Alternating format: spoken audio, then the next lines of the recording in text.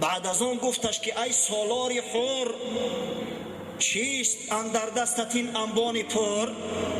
پرسیدش اعرابی را، گفت برادر این خرجین ده پوچه خرجین پر از اشیا چی داری خطیت میبری در سری حلقت پرتفته؟ گفت نان و زاد و لوتی دوشی من میکشانم بحری تقویتی بدن. گفت این توشه رحمت برادر، ایقا گوشتی او پس در روی نان چپاتی پیچوندم شد، پوچه های خرجین من پر کردم، هر که جا که گشنه ماندم میگیرم همین نان در پیشم تبک میگیرم یک گرد میخورم، رمقی جانو میشوه رحمت دوام میتم. گفت چند ندهی بدان سگ نان و زاد؟ حیران شد. خونه در بلنده گفت که سگ عزیز بدست، وفادار بدست، قربان پاسبانت بدست، شکارچیت بدست، او ممبری نباشه همون گوشت همون نانت کم ترک بتیشته ای کشتگیره نبره. او این دوستش من داشته ای زار در بالاش گریه کردن، خرجی تقوی که بگی کمتر نان و گوشتش بته ای کشتگیره نبره. گفت چند ندهی بدان سگ نان و زاد؟ گفت تا این حد ندارم مهر داد. گفت برادر دوستش میدارم و با او حد دوستش نمیدارم که نونی دهن من بکنم در دهنش بتام. گفت خاکت بر سرای پرباد مشک که لبی نان پیشی تا بهتر زی عشق. رود در گور گفت با این محبت دروغینه، محبت همی خیل میشه با آخی دوست برای دوستش جانش فدا میکنه. سگی وفادار بیچاره میدونه که زورش با خیرس نمیرسه، برای صاحبش با خیرس افت درف میکنه. این مردی تواری محیب که یادی کنونه تا از همین دوست از همین رفیقت بالا بدونی. افسوس و صد افسوس که همه احوال اعرابی امروز در سری ما غلطیده است. نعره میزنیم ما پیغمبر صلی الله علیه و سلم دوست میداریم، وای به حال ما به این محبت مو به این دوست داریم و وقتی وظیفه و منصب مون از پیغمبر صلی الله علیه و سلم بالا میدونیم، وقتی دنیا مون از محمد صلی الله علیه و سلم بالا میدونیم. خوب برادر اندیشه کنید، النبی اولا بالمؤمنین من انفسهم. ایشان قاری تلاوت میکنه تمامی امتانت صدقه یک تاری گیسویت، همه زار گریه میکنیم. واقعا تمام امت صدقه یک تاری موی پیغمبر صلی الله علیه و سلم شود. اما افسوس و صد افسوس که ما قدرشناسی پیغمبر نمیکنیم. نام حضرت وقتی بشنویم حتی خشمون نمیته که صلوات بفرستیم. این شرمندگی را بینه. یک بزرگ مونا ببینیم تکبیر میگیم اما محمد میگن در پشمو یک هسته میگه صلی الله علیه و سلم. حضرت عبدالله ابن عباس باره به خشم غضب از نزد یک عیده مردم برومد، پرسیدنش چرا اینقدر خشمینی یا ابن عباس؟ گفت اراهم سیهلکون، این مردم هلاک میشوند. گفت یا در معرض هلاکت قرار دارند. اقول لهم قال محمد صلی الله علیه و سلم، یقولون قال ابوبکر قال عمر. من اینا را میگم که محمد صلی الله علیه و سلم چنین چنان گفت، در مقابل گپی من میگن که ابوبکر این گپ گفته این رفتار کرد، عمر این گپ گفته این رفتار کرد. ببینید حضرت غضبش کرد که وقتی که نام محمد صلی الله علیه و سلم گرفتیم ابوبکر عمر دیگه چه موقعی دارند؟ جای دیگه گفتی ابوبکر عمر نیست. اما تا این درجه را امروز محبت ما پس شده است، تا این درجه را بدانی شده، تا این درجه را به حمیت شده، نام پیغمبر را میشنویم صلوات نمیفرستیم. سبحان الله سبحان الله. در پیش خونه کودکا با هم دیگر بازی دارن، یک تشیعتشان میگه که هی الپرین فلان کرده فلان کرد. گفتم بچه‌م همین الپرینش کیه؟ چی الپرین داره؟ ای گفت دنبالات کینوی حامیان تماشا نمیگیری؟ این الپرین بچه کسی بوده است در اون کینوی حامیان یا اچکی. سبحان الله. کودکان اونمون کینوها را تماشا میکنن، اونمون نمکا را یاد گرفتی الپرین نوربانو و خاک و بلا و. اما اگر بپرسش که رسول الله صلی الله علیه و سلم چند فرزند داشت نمیدونه. ای بس کی است؟ او را در مکتب تعلیم نمیتن که محمد صلی الله علیه و سلم چند بچه داشت. در تلویزیون گپ نمیگن. ای بس ما نیست؟ همون فرزندی ما و شما است. از برای خدا وقتی که فرزندی خودمون عادی ترین علم ندادیم درباره پیغمبر صلی الله علیه و سلم، جزئی ترین اشیا را که براش نفهمیدیم از کجا یاد بگیرم؟ ما و شما مسئول، پدرای محترم، ما و شما مسئول. دادرمون داملا عبدالله الحال گفت که غرض از قید کردن مولود پیغمبر صلی الله علیه و سلم قید دین رجدینی نیست، این پختر ای گوشت و پردوید و جشن مولدی یعنی که شناس کردن رسول الله صلی الله علیه و سلم از برای امت است و هر چیزی را که شما شنیده در ذمت و واجب می شود که به فرزنداتون برسونه، به اهل بیت خودتون برسونه. اگر نرسونده پگه در پیش خدا جواب بگه. بخاری روایت میکند از محمد ابن سیرین رحمه الله، میگه در نزد بار عبیده بود، یکی از دوستاش، یکی از علمای تابعین، میگه نزدش گفتم که عندنا من شعر رسول الله صلی الله علیه و سلم اصبناه من قبل انس او من قبل اهل انس. با عبیده میگه مراجعت کردم، گفتم یا عبیده تو میدونی که در خانه من چند موی از پیغمبر صلی الله علیه و سلم میراث است؟ چند موهای سر حضرت صلی الله علیه و سلم وقتی در حجت الوداع سر تراشید بین اصحاب گرامیش تقسیم شده بود. میگه از دست انس ابن مالک یا از فرزندای انس ابن مالک همون موها به من رسیده است. عبیده میگه گریان شد. اینا بیچاره که ما و شما وقتی که ایشان قاری میخواند که تمام امتانت صدقه یک تار گیسویت گریان شده، حضرت عبیده گریان شد، گفت لأن تكون عندي شعرة منه لكانت احب الی من الدنیا و ما فیها. قسم به خدا گفت یا ابن سیرین، اگر از همون موی سر پیغمبر صلی الله علیه و سلم یک تارش در دست من میشد، از دنیا و تمام نوش نعمت دنیا، از تمام این خانه و در، از تمام این چارگاه ها برای من اولاتر و بالاتر بود. این است محمد صلی الله علیه و سلم. ولی بپرسم تو که همه حضرت رسول الله صلی الله علیه و سلم یک نسبش ذکر کنه چند نفرش گفته میتونه؟ شاید اکثریتی که تو عبدالمطلب بدونه و اسکنگ شود. تاریخ پیغمبری خودمون نمیدونیم. همه نشانه چی است؟ نشانه بی محبتی، نشانه بی مروتی، نشانه بی اندیشگی و بی پرواگی. آخی این جشنهای مولد پیغمبر صلی الله علیه و سلم یک موی نمیشوند، یک چه بگم، یک ذره اندکی هست برای آن که شما تحریک شوه، برای آن که شما علم با آموزه، برای آن که شما در طلب شوه. تاریخ رسول الله صلی الله علیه و سلم بخونه، از اون تاریخ عبرت بگیره. حضرت رسول الله صلی الله علیه و سلم آفتاب تابان رسالت، چراغ هدایت بنی بشر، در تاریخ به قول اصح، به قولی که اکثر محققا وقتهای اخیر به او رجوع کرده ایستاده‌اند، 9 ربیع الاول عام الفیل که به سال 571 میلادی 22 اپریل درست می آید، در مکه مکرمه در عائله عبدالله و آمینه به دنیا آمده است. حضرت صلی الله علیه و سلم یک نسب بسیار شریف دارد. حضرت صلی الله علیه و سلم یک تاریخ بسیار بسیار روشن تابان دارد.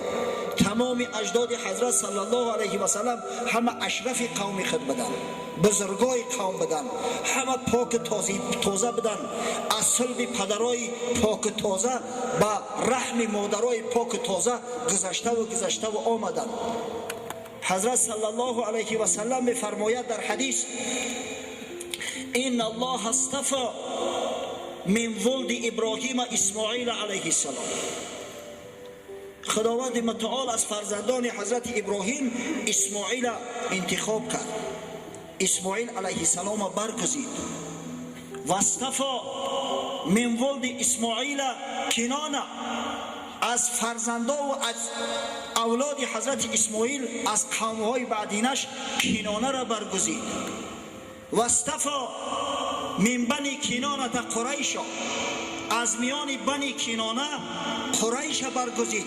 قریش هم یک جزء بنی کنانه است که خیلی بزرگتر است. و اصطفى من قریش هاشم، از میان قریش هاشم با وکلان من میگه برگزید. و اصطفانی من بنی هاشم، و مرا از میان بنی هاشم برگزید و جدا کرد. نسب شریف حضرت صلی الله علیه و سلم اون نسبش که تاریخاً ثابت است و حضرت رسول الله صلی الله علیه و سلم خود بیان میکند، از 21 پدر عبارت است. کیها هستند؟ محمد صلی الله علیه و سلم ابن عبدالله، یعنی پدرش عبدالله نام دارد. ابن عبدالمطلب، باباش عبدالمطلب نام دارد. اصلا عبدالمطلب کنیه است، نام اصلی نیست. نام باباش شیبه بود. از بس که وقتی از مادر تولد شد یک چند موی سفید داشت، از این خاطر مادرش او را شیبه نام کرد.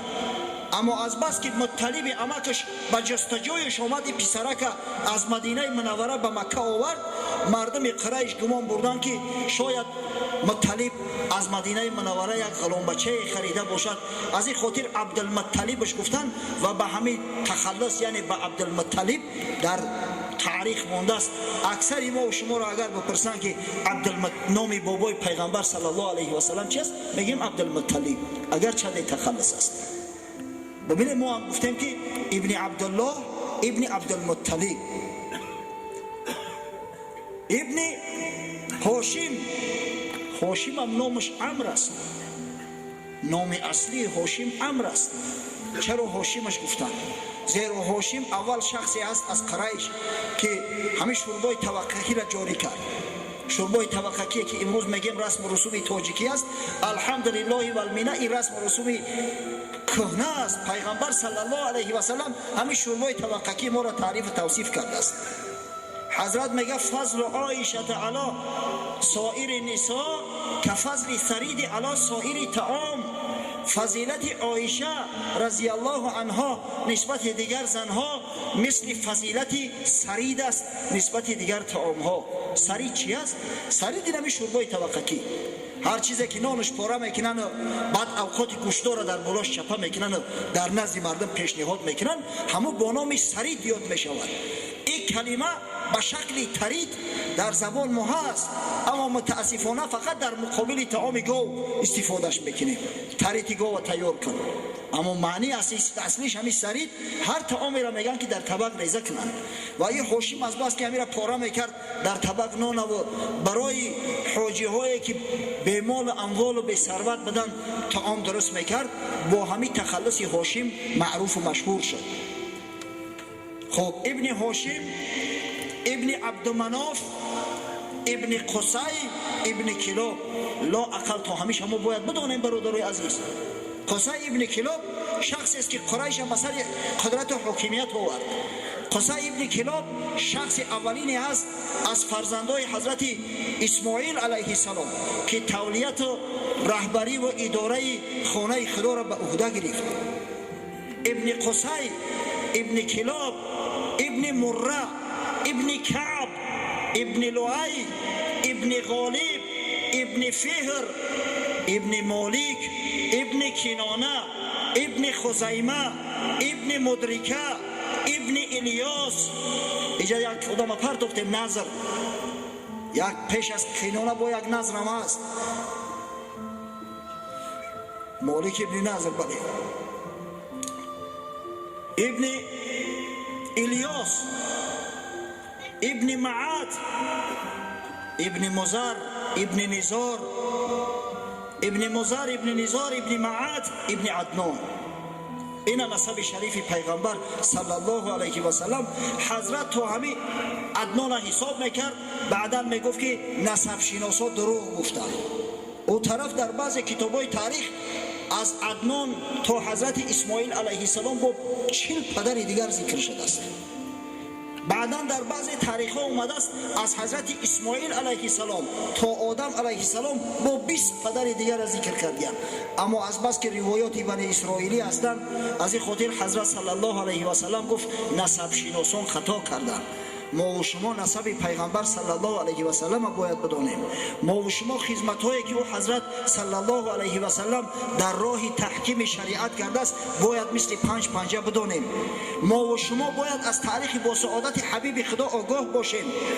از حضرت صلی الله علیه و سلم فرزندایی که باقی ماندیان در کتابای تاریخ آمده است، پسری بزرگش با نام قاسم آمده است که در خردی از دنیا گذشته بود و تخلص رسول الله صلی الله علیه و سلم که ابوالقاسم محمد صلی الله علیه و سلم میگوییم از نام همین قاسم آمده است. بعد قاسم خداوند براش از مادر مؤمنان خدیجه بنت خویلد رضی الله عنها دختر داد با نام زینب. بعد زینب یک دخترچه دیگر شد با نام رقیه. بعد او یک دختر دیگر خداوند عطاش فرمود با نام ام کلثوم. الحمدلله و المنه این نام‌ها کم کم در میان مردم ما احیا شده است. مردم سوال میکنن و فرزنداشون نامگذاری میکنن. بعد ام کلثوم به قول اصح بیبی فاطمه رضی الله عنها تولد شده است. بعد بیبی فاطمه یک پسرچه خداوند براش داد با نام عبدالله که با لقب طیب طاهر در کتاب‌های تاریخ آمده است و این دو پسرکش از مادر ما بیبی خدیجه در همون 30 سال خردی از دنیا رفتند. یعنی که از بیبی خدیجه مادرمون حضرت رسول الله صلی الله علیه و سلم 6 فرزند داشت. آخه اگر ما همیشه را به فرزندامون نگیم، فرزندامون از زبان ما حفظ نکنن، ای کجا دیگه یاد بگیرن؟ بیچاره‌های سر دیرشو یاد بگیرن. این کودک‌ها اینقدر حافظه دارن که بالایند بروسلی و جکی چن خاک بلا را از یاد میکنن. از برای خدا ای همه بالایند سبیل مونده را اگر نامای فرزندای پیغمبر صلی الله علیه و سلم حفظ کردن برای ما و شما بهتر نیست؟ بعد هجرت به مدینه منوره در سالهای آخر حیاتش خداوند متعال از کنیز رسول الله صلی الله علیه و سلم ماریه قبطی که هدیه مقوقیس حاکم مصر بود براش یک پسرک داد با نام ابراهیم. ببینه حضرت صلی الله علیه و سلم فرزنداش چی نام کرده است؟ عبدالله، ابراهیم. برای ما و شما را باید یک درس عبرت باشد.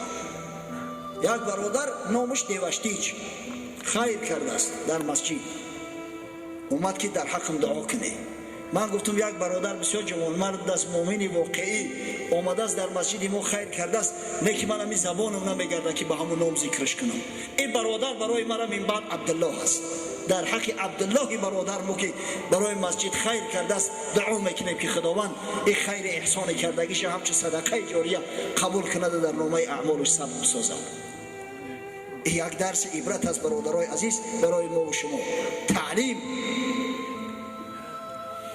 افسوس و صد افسوس که دعوای محبت میکنیم، دعوای عطوفت میکنیم، دعوای دوستداری میکنیم، دعوای مسلمانی میکنیم، اما در دعوام قایم و استوار نیستیم، میلنگیم.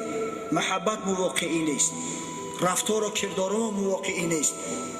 اگر ما رفتار و کردارمون واقعی میکردیم، اگر واقعا ما محمد صلی الله علیه و سلم از جانمون بیشتر دوست می‌داشتیم، خدای تعالی او سیادت قیادتی را که از برای اصحاب بزرگوار رسول الله صلی الله علیه و سلم داده بود برای ما و شما نیز عطا میکند.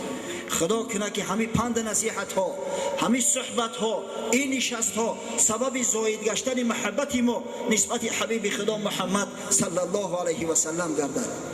در ابتدای صحبت من حدیث حضرت عمر رضی الله عنه رو برای شما گفتم که پیغمبر خدا صلی الله علیه و سلم گفت یا عمر، تا زمانی که مرا از جانت بیشتر دوست نداری ایمانی تو کامل نمی شود. حضرت عمر اندیشه کرد که یا عمر، تو کی بدی؟ مثل تو عمرها در نیم جزیره عربستان 10,000 هزارند، در دنیا 100,000 هزار بلکه میلیون ها نفر هستند. ترا کی عمر کرد که اطراف و اکناف ترا میشناسند، همچون وزیر رسول الله صلی الله علیه و سلم ترا میدانند. ترا کی عمر کرد که خداوند رضایت خودش از عملی تو در قرآن عظیم شان بیان کرد؟ رضی الله عنهم محمد رسول الله والذین معه. آخه مگر همه یعنی به شرافت محمد صلی الله علیه و سلم نبود؟ تو چه خیل همه جان نیم کالای خدا از این بزرگ مرد، از این آفتابی تابان، از بزرگترین مخلوق خدا بالا میدونی؟ حضرت خداوندی که هدایتش کرد، حضرت بلابا اومد گفت فإنه الآن یا رسول الله والله لعنت احب الی من نفسی. الحال گفت گفت ای رسول الله قسم به خدایی که جان عمر در قبضه قدرت اوست، از جانم بیشتر دوستت می‌دارم، فرمان که جان فدای پاک میکنم، جان حالی در پیش دیسار میکنم. حضرت صلی الله علیه و سلم گفت الان یا عمر. یا عمر گفت انا که ایمانت کامل شد. انا اگر ما و شما هم خوب اندیشه کنیم که بدن این حضرت در مد نظر داشته باشیم، خدمت های حضرت در مد نظر داشته باشیم، شاید که به هدایت خداوند همو کمال ایمانی را که خدای تعالی برای بندگان بزرگش عطا کرده است و رسول الله صلی الله علیه و سلم برای بعضش وعدش کرد و صراحتا گفت خدای تعالی برای ما و شما را ببخشد. اما افسوس و صد افسوس، حال محبت متفلانه است. حال ما قدم های اول هم میگذاریم، گام های اولین مون است. یک چیز را درست اندیشه کنید برادران، انما الاعمال بالنیات. همین گریه که ما میکنیم به نیت وابسته است. اگر گریه را بر ریا کردیم، وای به حال ما که فردا روز قیامت در او چشم چنگک میزنن، آویزان میکنن. اما به خاطر خدا اگر کردیم، خداوند آتش جهنم بر بدن کسی که از ترس خدا یا از محبت خدا اشکی دیده میریزاند حرام گردانده است. هرچی به نیت ما وابسته است. فردا روز قیامت هر چیزی که در قلب دست آشکار میشود، رو میزنه، به چی شکل و صورتی که باشی به همون شکل خداوند حشرت میکنه. ای دریده پوستین یوسفان، گرگ برخیزی تا از خواب گران. رشته در سرت بگی ای کسایی که پوستین یوسفا را میدرونه، شما را گرگ صفت خداوند فردا روز قیامت حشر میکنه. حضرت مولوی روم یک قصه آورده است در مثنوی شریفش برای آن که برای ما و شما یک عبرت باشد. حضرت نصیحتگری آمد بود، قصه های بسیار جالب میکند تا دقت ما و شما را جلب کند که درک کنیم که ما کی هستیم و چی هستیم، فردا روز قیامت به کدام رو در پیش خداوند قایم میشویم. حضرت میفرماید یک فقیه ژنده ها در چیده بود، در امامه خیش در پیچیده بود، تا شود زفت نماید آن عظیم، چون در آید سوی محفل در حتیم. یک فقیه بود است، فقیه عالم دین میگن، عالم مسائل، بیچاره کمبغل بود است مثل اکثریت عالمای امروزه ما. قدرت نداشته است که مال و متاع قیمت بخره و یک سله فسون برای خچه درست کنه. یک قیامت جنده را جمع میکند، روی هم در گردی سرش میپیچونه و بعد هم 1 متر متاع فسان میگیره در گردش اسماعیل دوان میکنه. جنده ها از جامه ها پیراسته، ظاهرا دستار از آن آراسته، ظاهری دستار چون حله بهشت، چون منافق اندرون رسوا و زشت. ظاهری سله را میبینی حواست میکنه، نه که درونش میگه مثل دل منافقا واری شرمنده. روی سوی مدرسه کرده صبح، تا بدان ناموس یا بد او فتوح. سحر اکه طرف مدرسه اومده است، امو سله بد واهمه در سرش. در ره تاریک مرد جامکن، منتظر استاده بود مشغول فن. یک دزدم راه گرفته است، ایستاده است که یگون مسلمان بگذرده، یگون چیشه دزدی کنم. دزدم خدا میگه و صاحب مالم خدا میگه. او جوانمرد دزدم اگه منتظری هم یک تکر رزق روزی حرامش ایستاده است. یک وقت دید که یک حضرت بزرگوار سلای بدوایمه در سرش، اندیشه کرد، به خودش چینکش کرد، گفت اگر این را بدزدم 7-8 متر کم نیست، این متاع انشاءالله بفروشم، اگر 500 را بفروشم 1 قیمت پول میشود. در بود او از سرش دستار را، پس دوان شد تا بسازد کار را. سله را ایسری فقیه قبضده گرفت، پس فقیهش بانگ برزد که پسر، باز کن دستار را آنگه ببر، باز کن آن را به دستی خود بیمال، آنگه خواهی ببر کردم حلال.